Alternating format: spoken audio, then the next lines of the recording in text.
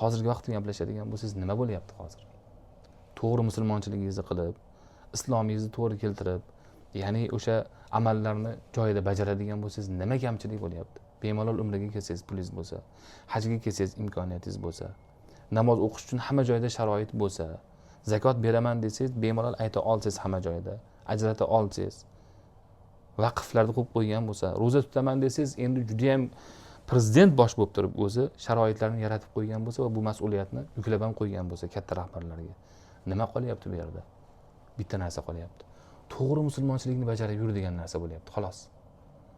Ana endi siz chegaradan o'tadigan bo'lsangiz, bu endi boshqa narsa. Masalan, bunga bir misol tariqasida aytaman. Bir katta daryo. Daryoning suvi hammamizga yoqadi. Bir tushib cho'milgilaring kelib ketadi hali daryodan. Yaxshilab e'tibor qarating. Katta bir anhor. U anhorda cho'milging ham keladi. Oyog'ingni tiqib o'tirging ham keladi. Yaqinroqdan suvni taftini olging ham keladi. Lekin unga cheklov, reshetka qo'yib qo'yilgan, panjara qo'yilgan atrofga. Eng oxirigacha qo'yilganda panjarani shu oxiridan qo'yib qo'yilgan. O'sha panjaragacha borib turib, siz o'sha hidni olishingiz, suvni taftini olishligingiz, suvga tomosha qilishligingiz mumkin. Ba'zi joylari bor, cho'milish uchun ruxsat, lekin juda ko'p joylarda ruxsat yo'q. Nima uchun?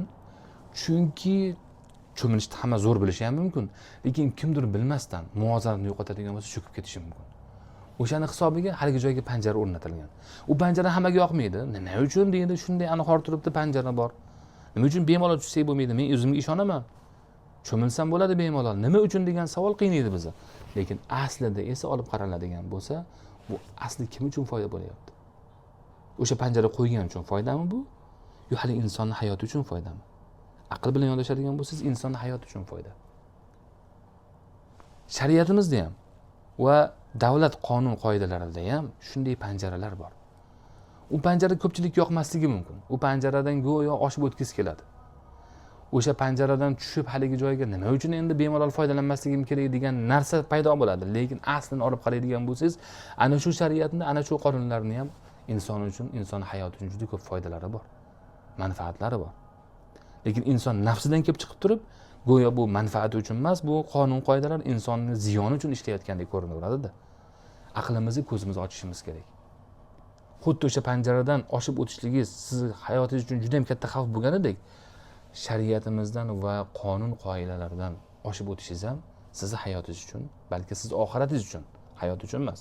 Bu dunyo qonunlari sizning hayotingiz uchun bo'ladigan bo'lsa, shariat qonunlari bu sizning oxiratingiz hayot uchun javob beradi. Demak, o'shalardan siz oshib o'tar ekansiz, o'shalarni siz mensimas ekansiz, demak siz hayotingizni garovga tikkan bo'lasiz, xatarga tikkan bo'lasiz va oxiratingizni boy bergan bo'lasiz. Bu narsani aql bilan yurg'izishimiz kerak. Lekin aqli muzlaganlar va aqlini muzlata olganlar bor, ming afsus, o'sha chetdagi kuchlar. Bu yoqdagi bir laychalar orqali. U laychalar ichiga Trans ham kiradi, hali Komilalar ham kiradi, Jahongir ham kiradi, Ozodlik ham kiradi, BBC hammasi kirishi mumkin. O'shalar orqali insonlarning hayot miyalari muzlatilgan va o'sha muzlagan miya orqali tushunmayotganlar bo'lishi mumkin. Ularni jam miyasini ochib olmoqchi ham emasmiz. Qo'limizdan kelmasligi mumkin bu narsa. Lekin o'sha miya muzlash ostonasida turganlar uchun gapirilyapti bu narsa. Ko'zingizni ochib oling. Birlashing. Tarqoq bo'lmang. Diningizni himoya qiling. Vataningizni himoya qiling, yurtingizni himoya qiling. Duo qiling. O'zingizni, farzandingizni, oilangizni duo qilyapsizmi? Tinchligini o'ylab turib. Farzandim tinch bo'lsin, oilam tinch bo'lsin, but bo'lsin deb duo qilyapsizmi? Albatta duo qiling. Yurtingiz rahbarini ham duo qiling. Vataningizni ham duo qiling, davlatingizni ham duo qiling. Ana shunda bu birlashish bo'ladi. Siz bir tomonlama bo'lib turadigan bo'lsangiz, yo'q, men agar men davlatni himoya qiladigan bo'lsam, duo qiladigan bo'lsam, men sotqinga aylanaman. Yo'q, unday bo'lmaydi. Mayli deysin siz. Davlatni sotqini, ya'ni davlatni odami, davlatni bir yugurdagi ham deb o'ylasin, hamma narsa deyishursin. Siz uchun bu sharaf bo'lsin. Siz ana u isqirtlar tomonda turganingizdan ko'ra, ana u isqirtlarni yugurdagi bo'lganingizdan ko'ra, ana shu yovuz kuchlarni laychasi bo'lganingizdan ko'ra, siz davlatning laychasi bo'ling. Ana shu nom siz uchun sharaf bo'laversin. siz uyaltirmasin bu narsa. Ha, bu saroyning odamida juda zo'r ekan. Unday emassiz siz. Lekin siz shunday u deb o'ylashyaptimi? Siz uchun bu sharaf bo'lsin.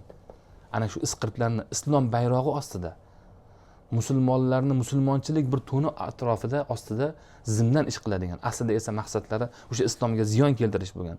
Sizni, bizni to'rga tushirmoqchi bo'lgan ana shu isqirtlar, yovuz kuchlar va ularni laychalar tomonidan bo'lganingizdan ko'ra, ularni odami bo'lganingizdan ko'ra siz uchun bu sharaf bo'lsin. Zero siz ana shu saroyni yoki ana shu davlatni odamiga o'xshab turib harakat qilishligingiz aslida siz islomni harakatida yurgan odamsiz. Islomni odamisiz siz. Dinni odamisiz. Musulmon insonsiz. Siz uchun bu sharaf bo'lib qolaverish kerak. Siz aldanib qolmasligingiz kerak. Ana shu isqirtlarga, ana shu komilalarga o'zini yurtdan chiqib turib o'zini yurtiga tosh otadigan, mag'zab otadigan isqirtlar tomonidan emassiz siz. Ana shu translar tomonidan emas, siz go'yo bir yurtni ichida bir xatoni, kamchilikni gapirgan bo'lib turib, aslida o'zinikini o'tkazmoqchi bo'lgan, o'zini nomini kirgizmoqchi bo'layotgan, o'zini nomini eshittirmoqchi bo'layotganlar tomonidan emassiz siz. Bunga shukr qiling siz. Shukrona keltiring. Yana aytaman, Alloh taolo agar boshimizga 4 yil oldingi baloni solib qo'yadigan bo'lsa, koronavirusni soladigan bo'lsa, yana nima qilasiz? Dodingizni kimga aytasiz? Kimga yig'laysiz yana? Attangni qayerda aytasiz keyin? Qayerda ishlatasiz? Kim eshitadi uni? Hozir ham kech emas, birlashing. Bitta yoqadan bosh chiqaring. O'zingiz yurtingizdamisiz, O'zbekistondamisiz? O'zbekistoningizda o'zingizni diningizni, davlatingizni himoya qiling. Himoya qilish bayroq ko'tarish bilan bo'lmaydi. Siz aldanmang, buzg'unchilarga aldanmang. O'sha chetdagi buzg'unchilar sizni yurtingizga tosh otadiganlarga aldanib qolmang. Ularning gapini eshitmang. Bitta joyda turmang.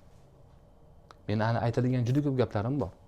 Hali bu haqida gaplashamiz inshaalloh. Nafaqat bu hozirgi, balkim ba'zi bir yurtda ko'zi ko'rinib qolgan odamlar bor.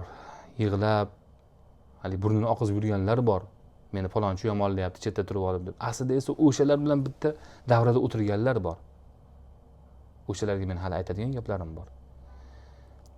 Kerak bo'lsa ahli ilm bo'lib chet elda mazlumga o'xshab yurib turib, aslida nimalar qilyapti ular? Ular haqida men aytadigan gaplarim bor. Va yana zo'r gaplarim bor meni. Gaplarimdan bittasi shuki, o'sha yurtga bir qarshi fitnada aralashayotgan, fitnakash bo'layotgan, biz ham shunday deb bilamiz. Ana shunday bir oqim egasi bor. Nomi chiqib qolgan, mashhur bo'lib qolganlar bor, Samarqandiy degan. Bir yaxshi gapni gapiribdi. Men yaqinda eshitib qoldim uni. Juda zo'r gapni gapiribdi. Haqiqatni gapirib qo'yibdi. O'sha haqida ham bir menga aytadigan gapim bor. Bilmasdan ham odamlar shundaydi. Dushman ham yurtingni, dining dushman bo'lgan insonlar ham bilmasdan yaxshi gaplarni gapirib qo'yadi. Bitta zo'r gapni gapiribdi. Ana shu gapni ham, Xudo xolasa, bu haqida ham bir gaplashamiz inshaalloh. Men aytadigan gapim bor. Gaplashadigan gaplar juda ko'p.